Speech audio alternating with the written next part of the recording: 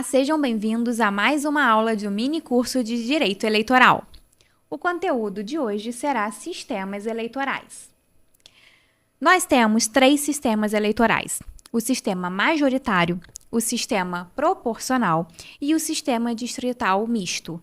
No entanto, na aula de hoje, nós só estudaremos o sistema majoritário e o sistema proporcional, porque são esses adotados pela Constituição brasileira. O sistema majoritário simples, para que o candidato seja eleito, necessita tão somente da maioria simples dos votos. Então, a título de exemplo, para ficar mais elucidativo, suponhamos que temos o candidato A com 40% dos votos válidos, o candidato B com 30% e o candidato C com 10%. Pelo sistema majoritário simples, portanto, o candidato A já estará eleito, pois alcançou a maioria dos votos. Lembrando que votos válidos são somente aqueles que não computam nulos e brancos. Já o sistema majoritário absoluto é computado de uma forma diferente. O sistema majoritário absoluto necessita, para a eleição daquele candidato, 50% mais 1. Ou seja, imagine um exemplo que eu dei agora há pouco de 3 candidatos. Candidato A com 40%, o candidato B com 30% e o candidato C com 10%. Nesse caso, não teríamos nenhum candidato eleito.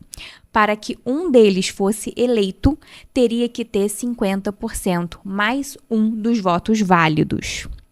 Nesses casos, não havendo computação dos votos suficiente para eleição, teria que ter o segundo turno.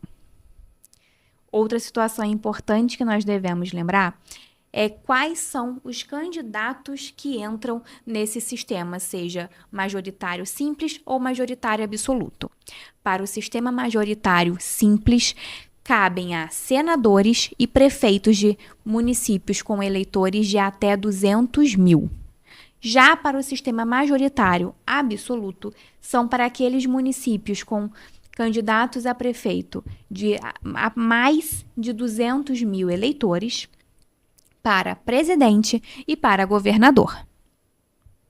Se antes da realização do segundo turno, no caso da maioria absoluta, um dos candidatos falecer ou tiver alguma espécie de desistência ou impedimento, será alcançado para o segundo turno o candidato com maior número de votos.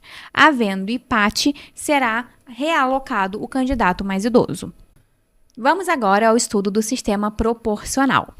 O sistema proporcional, na verdade, a gente não vota diretamente naquele candidato, mas sim no partido político. E o sistema proporcional causa muita dúvida na população, pois tem que fazer um cálculo um pouco mais complexo para identificar num primeiro momento o quociente eleitoral e o quociente partidário.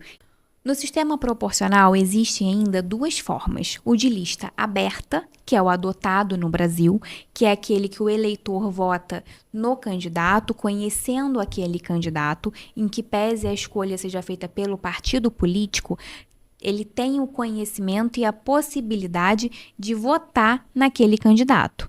Já a lista fechada, como o próprio nome já diz, o eleitor não conhece aquele candidato, não vota naquele candidato, mas sim exclusivamente no partido, e o partido seleciona o candidato que vai ser eleito. Foi um prazer estar aqui com vocês e nós aguardamos na próxima aula.